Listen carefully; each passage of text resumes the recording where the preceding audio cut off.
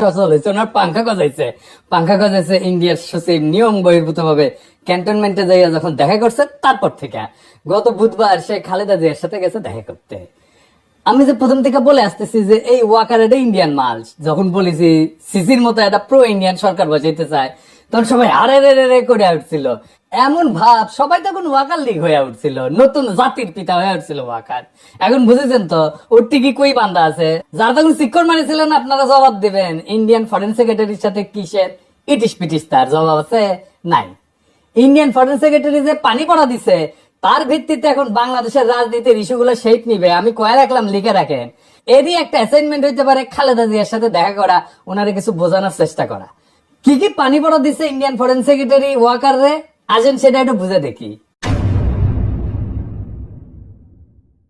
কি দিছে এটা বলা মুশকিল, এইটা ওয়াকার আর পররাষ্ট্র সচিব বিক্রম মিশ্র জানে, তবে আমরা অনুমান করতে পারি। এক নাম্বার, নতুন কোন রাজনৈতিক শক্তি যেন উত্থিত না হয়, কারণ সেই নতুন রাজনৈতিক শক্তি হবে ইন্ডিয়া বিরোধী। 2 নাম্বার, আওয়ামী লীগকে যেন রাজনীতি করতে দেওয়া হয়। 3 নাম্বার, জামাতকে যেন কোনো স্পেস না দেওয়া হয়। 4 নাম্বার, এইসব কিছুর জন্য যেন 72-এর সংবিধান সমুন্নত থাকে। 5 নাম্বার, নির্বাচন যেন দ্রুত হয়। নির্বাচন দ্রুত না হইলে বিএনপির খবর আছে ধানের শিশার কেউ চিনবে না, চিনবে নাকি টেম্পু স্ট্যান্ড। যাই হোক, এমনিতে বিএনপি আমার উপরে বিলা, আরো বিলা হোক সেটা চাই না। তাইলে যা যা ঘটতেছে রাজনৈতিক মহলে সেই সব এই লাইন বরাবর না।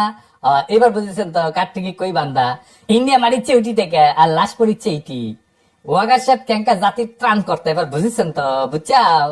এইবার আসেন সংবিধান নিয়ে আলাপ করি। 72-এর সংবিধানের মধ্যে কি পাইছে বিএনপি, এটা রাখাই লাগবি।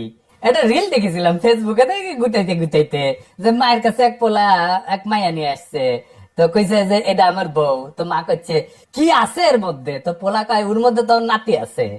দেখেন ওমা, মা, হ্যাঁ বলছি আমি বিয়ে করেছি, এইটা তোমার বৌমা।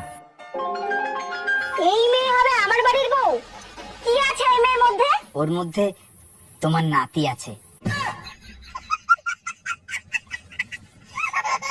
টিঙ্কা, ওই 72-এর সংবিধানের মধ্যে কি আছে দেখি, কোন ভালোবাসায় বিএনপি কি ঢুকাইছে এর মধ্যে, হাঙ্গারে দেখা দরকার, তাই না? আসেন দেখি। বিএনপি 72-এর সংবিধান থাকুক এটা তো চায়, তাই না? তো মির্জা আব্বাস কইছে যে ওনার নাকি কষ্ট লাগে এই সংবিধানকে যখন বাদ দেওয়া লাগে।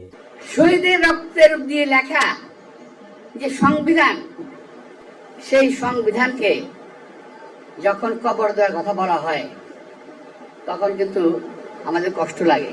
তো মানে দেখি আব্বাস ভাই, উনি আবার কইছে কি, আমি পড়ে দেখলাম অনেক মন দিয়ে, ভুল কইছে নাকি? কইছে যে আমি 72 সালের সংবিধানের সমর্থক নই, আমি 71 সালের সংবিধানের মুক্তিযুদ্ধের রক্তের সমর্থক।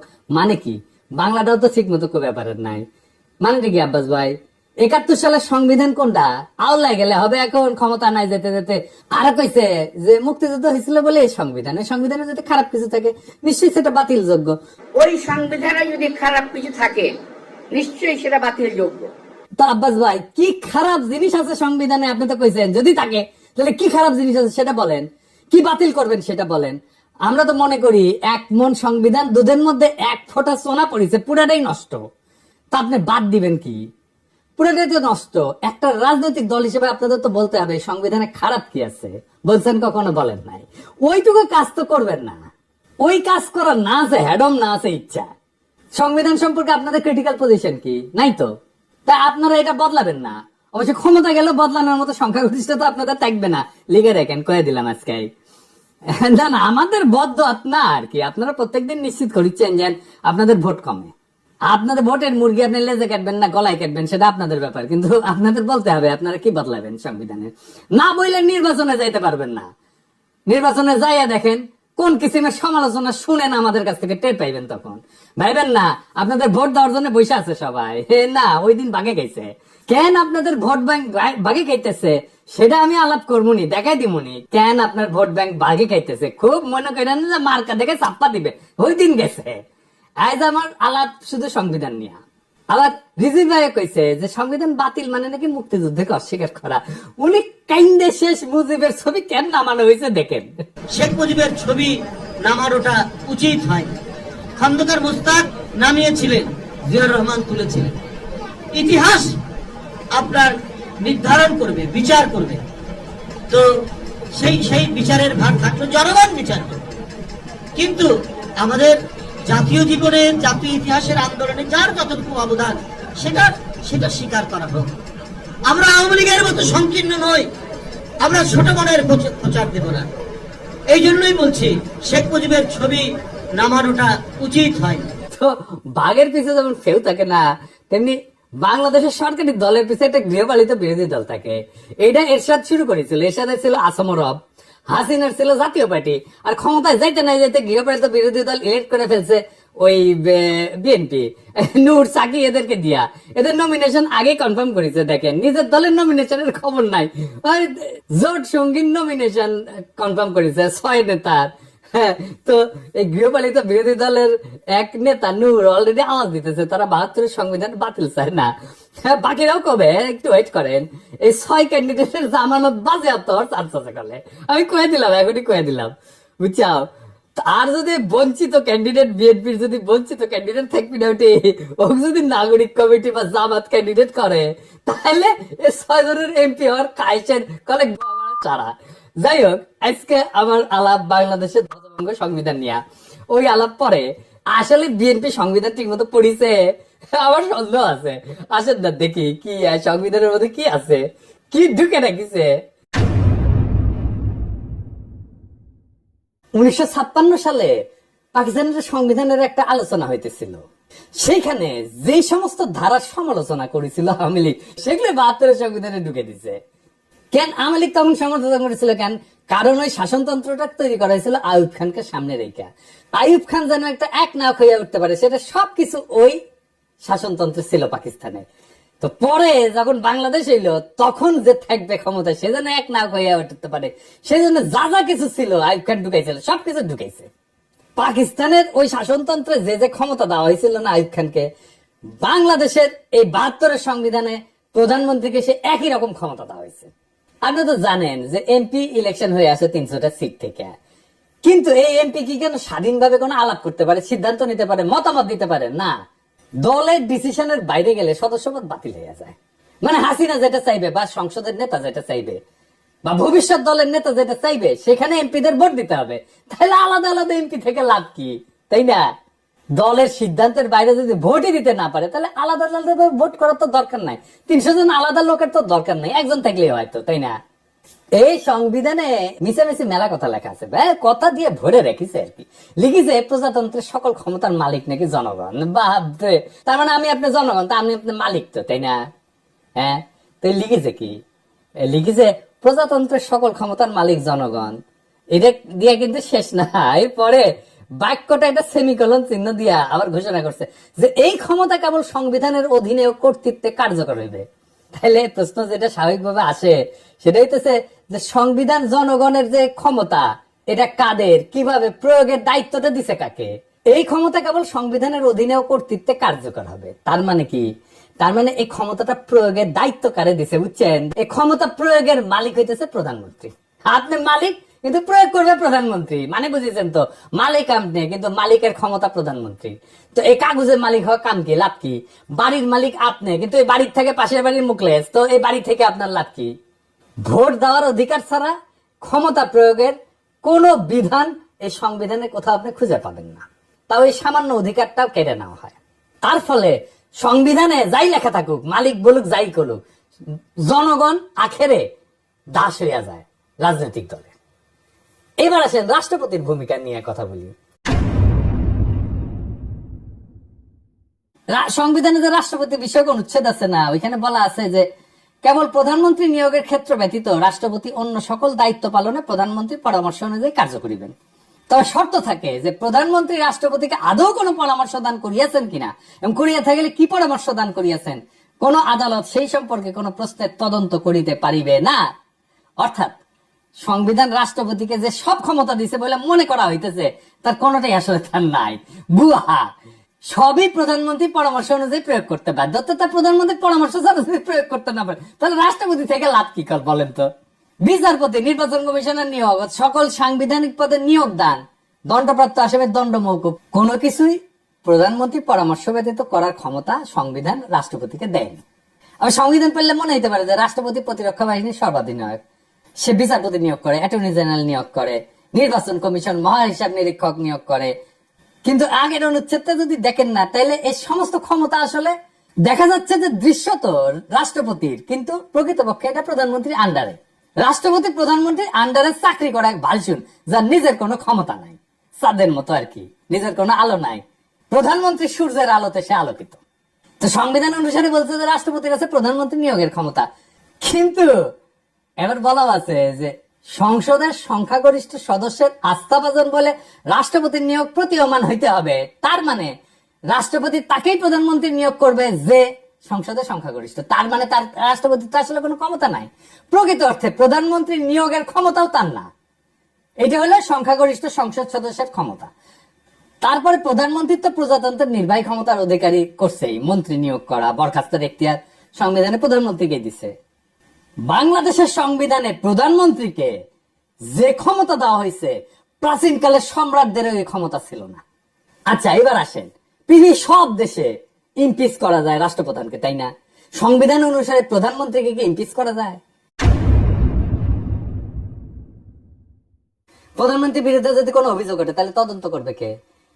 এটাও কি রাষ্ট্রপতিকে প্রধানমন্ত্রীর সাথে পরামর্শ করে করতে হবে? প্রধান বিচারপতির বিরুদ্ধে যদি কোনো অভিযোগ ওঠে, তাহলে সেটা তদন্ত করার অধিকারী বা কে? কেমন করে করবে? প্রধানমন্ত্রী রাষ্ট্রীয় পররাষ্ট্র বিষয়ে রাষ্ট্রপতিকে অবহিত করবেন, ঠিক আছে, কিন্তু অবহিত হয়ে থাকে কি যথেষ্ট? যদি প্রধানমন্ত্রী কোনো রাষ্ট্রীয় কর্মকাণ্ড বা পররাষ্ট্র সম্পর্ক নির্ণয়, রাষ্ট্রীয় নিরাপত্তা, দেশের স্বাধীনতা, সার্বভৌমত্ব কিংবা বাংলাদেশের সংবিধানের সঙ্গে অসঙ্গতিপূর্ণ হয়, তাহলে তার বিচারটা করবে কে? এই বিচারের সুযোগ আমাদের সংবিধানে নাই। এইভাবেই সংবিধান প্রধানমন্ত্রীর স্বেচ্ছাচারিতার সুযোগ করে দেওয়া হয়েছে। এই সংবিধানের মধ্যে লুকায় আছে ফ্যাসিবাদের বীজ, এই সংবিধানের মধ্যে লুকায় আছে স্বৈরাচারের বীজ। ওই যে বলছি না, এর মধ্যে কি আছে? এইটাই আছে, ওইটাই বিএনপির পছন্দ। ও বিএনপি ওই আর একটা স্বৈরাচার হয়ে উঠতে চায়।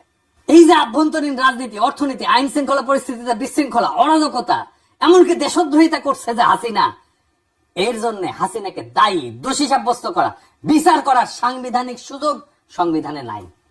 বুঝছাও? বিশ্বের সবচেয়ে ক্ষমতাধর ব্যক্তিকে, মার্কিন প্রেসিডেন্ট তো, তাই না, তারে ইমপিচ করা যায়।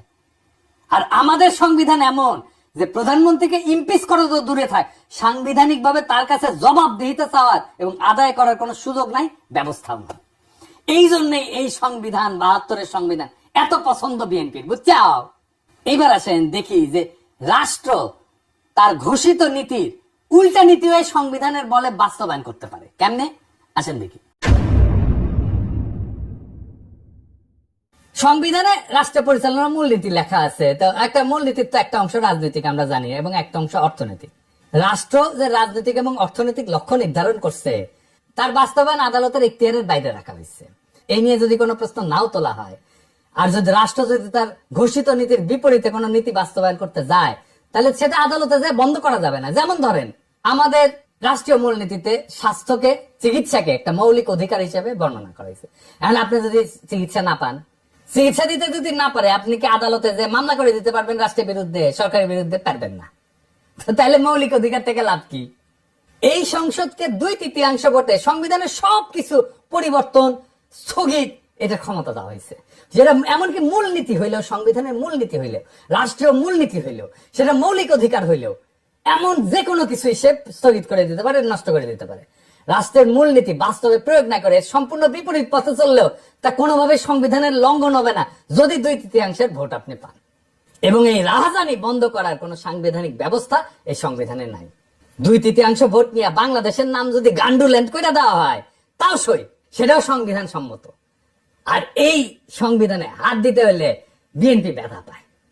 তো সংবিধান যদি জনগণের অভিপ্রায় প্রকাশ হয়, তার স্বাধীনতা রক্ষার সনদ হয়, তাহলে জনগণের ঊর্ধ্বে তো কারো অবস্থান হইতে পারে না। কিন্তু এমপিরা জনগণের ঊর্ধ্বে হয়ে যায় যদি তার 2/3 সংখ্যাগরিষ্ঠতা থাকে। সুতরাং জনগণ তার জাতীয় বা রাষ্ট্রীয় অভিপ্রায় হিসেবে যা ঠিক করবে, সেটা সংশোধনের এখতিয়ার কোনোভাবেই এই এমপিদের কাছে থাকতে পারে না। কিন্তু এই সংবিধানে আছে, জনগণের অনুমোদন ছাড়া সংবিধান সংশোধন হইতে পারে না, কিন্তু এই সংবিধানে করা যায়। আমেরিকার কথা ধরেন, সংবিধান সংশোধনের এখতিয়ার তো সিনেটের হাতে থাকে না। কেন থাকে না? কারণ সিনেট সদস্যরা নিজেরাই এই সংবিধানের মাধ্যমে ক্ষমতা নেয়। সুতরাং তারা নিজেরা যদি সংবিধান সংশোধন করতে যায়, তাহলে নিজেদের ক্ষমতা এবং কর্তৃত্বের যে উৎস তাকেই অস্বীকার করা হয়, এমনকি নিজেদেরকে অস্বীকার করা হয়। সুতরাং সাধারণ সিনেটের কাছে সংবিধান সংশোধনের এখতিয়ার থাকতে পারে না। সংবিধান সংশোধন করতে হলে আবশ্যিকভাবে নতুন করে জনগণের অনুমোদন নিতে হবে, গণভোট নিতে হবে। এই কারণেই সংবিধানের চতুর্থ সংশোধনের মাধ্যমে সংবিধানের চরিত্রের আমূল পরিবর্তন ঘটায় একদলীয় শাসন ব্যবস্থা বাকশাল কায়েম করছিল আওয়ামী লীগ, করতে পারছিল। জনগণের মতামতের তোয়াক্কা না করেই সেদিন সংবিধানের অপরিহার্য মৌলিক শর্ত এবং নৈতিকতার বৈশিষ্ট্য ধুলায় মিশাই দিছিল এই ৭২-এর সংবিধান, যেই ৭২-এর সংবিধান বিএনপির এত প্রিয়। এবার আসে, আপনারা আবার টেকে নিয়ে কি রাহাজানি করে এমপিরা এই সংসদে, সেটা দেখি। রাষ্ট্র কিভাবে কার কাছ থেকে কত টাকা আদায় করবে, কার জন্য কত টাকা খরচা করবে, সেটা নির্ধারণের জন্য যে বিল আনা হয় তাকে অর্থ বিল বলা হয়।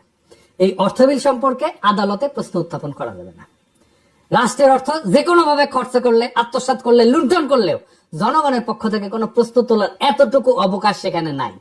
আপনার বালিশ যদি ১ লাখ টাকায় কেনা হয় আর সেটা যদি অর্থ বিলে অন্তর্ভুক্ত থাকে, এটা নিয়ে দুদক কিছু করতে পারবে না। এবার বুঝেছেন তো কেন একটাও দুর্নীতির মামলা করা যায় না হাসিনার দলের লোকেদের বিরুদ্ধে, হাসিনার বিরুদ্ধে? এই জন্যই এই সংবিধান বল রাখা হাসিনার দুর্নীতির বিচার করতেই পারবেন না। এই জন্যই চাইছিলাম এই সংবিধান ছুঁড়ে ফেলে দিতে, যে সংবিধান বিএনপির এত প্রিয়। এই সংবিধানের ১/১০ ভাগে একবারে শেষ দিকে একটা অনুচ্ছেদে বলা আছে, এই সংবিধানের বিধানাবলী সাপেক্ষে সকল প্রচলিত আইনের কার্যকারিতা অব্যাহত থাকিবে, তবে অনুরূপ আইন এই সংবিধানের অধীনে প্রণীত আইনের দ্বারা সংশোধিত বা রহিত হইতে পারিবে। এর মানে হইতেছে পাকিস্তান আমলে যে সমস্ত আইন বিধি বিধান জারি ছিল তা ছিল ব্রিটিশদের পরিত্যক্ত, তাই দুইবার স্বাধীনতার পরেও দাড়ি কমা সমেত বাংলাদেশে জারি করা হইল সেই সমস্ত আইন।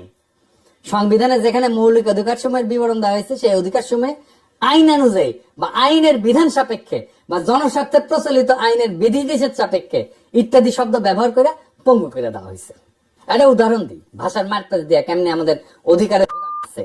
সংবিধানে বলা হয়েছে আইন অনুযায়ী ব্যতীত জীবন ও ব্যক্তি স্বাধীনতা হইতে কোনো ব্যক্তিকে বঞ্চিত করা যাইবে না। তার অর্থ দাঁড়ায় আইনের মাধ্যমে ছাড়া কোন ব্যক্তিকে জীবন ও ব্যক্তি স্বাধীনতা হইতে বঞ্চিত করা যাবে না, অর্থাৎ আইন নির্ধারিত পদ্ধতিতে করা যাবে, তাই না? এই জন্যই পরবর্তী সময়ে যে বিচার বহির্ভূত হত্যা, ক্রসফায়ার নামে যাতে কুখ্যাত, তার মতো বড় বড় ব্যবস্থা সংবিধান সম্মত হয়ে গেছে। কারণ দেখানো যায় ক্রসফায়ারও আইন সম্মত। আপনি কি দেখেছেন এতগুলো ক্রসফায়ার হয়েছে, বিচার কেন হইল না? বুঝেছেন তো বিএনপি এসে এটার বেনিফিট নিবে।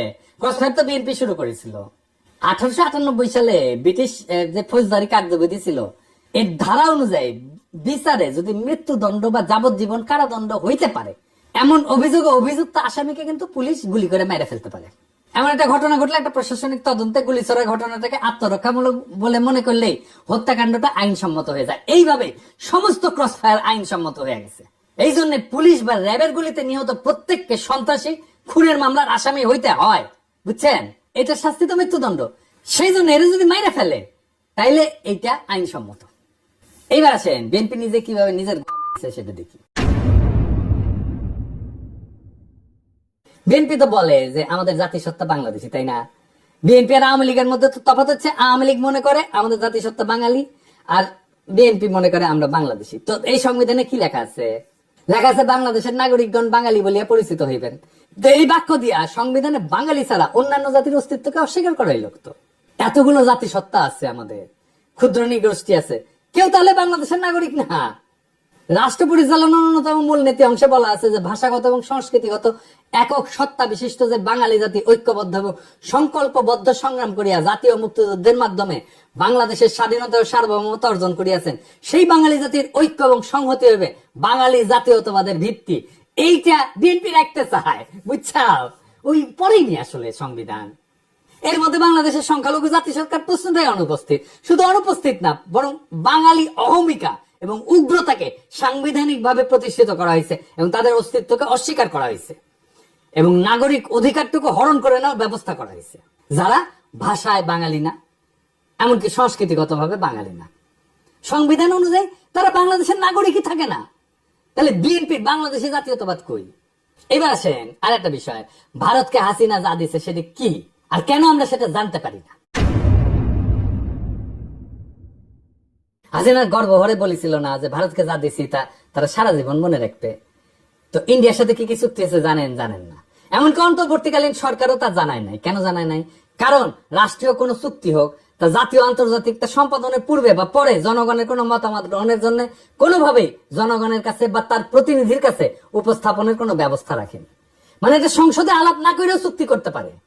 তার মানে এই 72-এর সংবিধান অনুযায়ী অন্য যে কোনো রাষ্ট্রের সাথে যে কোনো চুক্তি, ট্রানজিট হোক, করিডোর হোক, যা কিছু হোক, বন্দর দিয়ে দেওয়া হোক, চুক্তির আগে বা পরে দেশবাসীর সঙ্গে আলোচনার সাংবিধানিক কোনো বাধ্যবাধকতা নেই। সমস্ত আন্তর্জাতিক চুক্তি সম্পাদিত হয় জনগণকে অন্ধকারে রেখে। এমনকি সংসদেও সেই চুক্তি নিয়ে আলোচনার কোনো বাধ্যবাধকতা সরকারের নাই। আবার দেখেন, যে নির্বাচনী এলাকা থেকে সংসদ সদস্যরা নির্বাচিত হয়, সেই নির্বাচকটা যদি সেই এলাকার লোকেরা মনে করে যে তাকে আর তার প্রতিনিধি রাখবে না, তাহলে ওই জনগণের হাত পা বাঁধা, কিছুই করার নাই।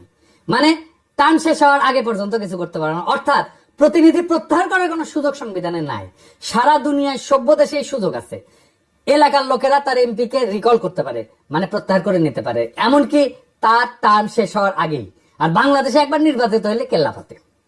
দুনিয়ার সব দেশ এমপি কে রিকল করতে পারে, তার এলাকার লোকেরা, বাংলাদেশে পারে না। সংবিধান আসলে রচনা হয় কিভাবে? সেভাবে কি আমাদের সংবিধান রচনা হয়েছে? সংবিধান তৈরি করে গণপরিষদ। শুধু সংবিধান তৈরি তাদের কাজ। জনগণ ভোট দিয়ে গণপরিষদ তৈরি করে, তারা সংবিধান তৈরি করে চলে যায়। সেই সংবিধানের অধীনে নির্বাচন হয়, নতুন সংসদ তৈরি হয়। কেন এই নিয়ম? কারণ আমি যে আইনে চলবো সেই আইন তো আমি নিজে তৈরি করতে পারি না। তাইলে তো আমার সুবিধা মতো আমি আইন বানাবো, তাই না? আমাদের সংবিধান তৈরি হয়েছে এমপিদের দিয়া। তারাই সংবিধান বানাইছে। তাদের সংবিধান বানানোর জন্য নির্বাচন করা হয়নি, কিন্তু তাদের এই সংবিধান বানানোর ম্যান্ডেটই ছিল না। তারা সংবিধান বানানোর পরে নিজেরাই কন্টিনিউ করছে এমপি হিসাবে, মানে নিজে যে আইন বানাইছে সেই আইন অনুযায়ী সে চলছে। মৌলানা ভাসানী কিন্তু বলছিল যে এই সংবিধানের খসড়া জনগণের কাছে প্রকাশ করার আগে সেটা দিল্লি পাঠানো হয়েছে। 72 সালে জুন মাসে নাকি, তখন আইনমন্ত্রী ছিল কামাল হোসেন, সে সংবিধানের খসড়া পকল দাবা করে বিলাতে যাওয়ার নাম করে দিল্লিতে নাকি গেছিল। আচ্ছা ধরেন বানাইলো সংবিধান, মেলা ভালো সংবিধান বানাইছে, ধরে নিলাম, ধরেন হ্যাঁ তাই সই। 73 সালে 22 সেপ্টেম্বর তারিখে 9 মাস গেছে মাত্র। তারপরে সংবিধানের 33 নম্বর অনুচ্ছেদ সংশোধনীর জন্য দ্বিতীয় সংশোধনী বিল পাশ হইল এবং জরুরি আইন সংবিধানে সংযোজিত হইল। এটাও কিন্তু ভারতীয় সংবিধানের 22 নম্বর অনুচ্ছেদের কপি, বুঝছাও? ভারতীয় সংবিধানে আটকাদেশ মেয়াদ 3 থেকে 6 মাস। এনে বাংলাদেশের সংবিধানে আটকাদেশের মেয়াদ কিন্তু অনির্দিষ্ট কাল পর্যন্ত, বুঝছাও? তো কি সংবিধান বানাইছিলেন যে 1 বছর না যেতে কাটাছেড়া করতে হয়? সেই সংবিধান বিএনপি প্রিয়। তার সংবিধানে তাইলে কি মধু আছে? কি আছে সংবিধানের মধ্যে? এই সংবিধানে আছে ফ্যাসিবাদের বীজ, এই সংবিধানে আছে স্বৈরাচারের বীজ। এই সংবিধান ইন্ডিয়ার ব্রেন চাইল, এইটারই রক্ষা করতে চায় বিএনপি। ইন্ডিয়া আওয়ামী লীগের মারিছে, বিএনপি আর সানন্দে বিএনপি পাইতে দিচ্ছে। কি পাইতে দিচ্ছে জিজ্ঞেস করেন না। বাংলাদেশের জনগণ এটা মানবে না। এই সংবিধানের অধীনে নির্বাচন হবে না। প্রফেসর ইউনূসের সরকারের ম্যান্ডেট নাই, বিএনপি বলে। তাইলে সংবিধান প্রণয়নের জন্য সংবিধান সভার নির্বাচন হোক, ম্যান্ডেট নিয়ে তারা জনগণের জন্য সংবিধান লিখুক। ওয়েট করেন আপনারা। নির্বাচন করতে চান, আসেন এই গণপরিষদের নির্বাচন করেন। সংবিধান লেখার নির্বাচন সেটা তো করবেন না। দেশের মালিক আপনারাই না, আমরাও দেশের মালিক। শুধু রাজনৈতিক দলের কথা শুনে দেশ চালাবে অন্তর্বর্তীকালীন সরকার, এটা কোথায় লেখা আছে? জুলাই বিপ্লবের টাইমে ছাত্র জনতা একটা স্লোগান দিছিল, দেশটা কারো বাপের না। মাথায় রেখেন, দেশটা রাজনৈতিক দলের কারো বাপের না। সবার মত নিয়ে দেশ চালাইতে হবে। এই সংবিধান ছুঁড়ে ফেলতে হবে। নতুন সংবিধান ছাড়া কোনো নির্বাচন হবে না। Case close. ইনকিলাব জিন্দাবাদ।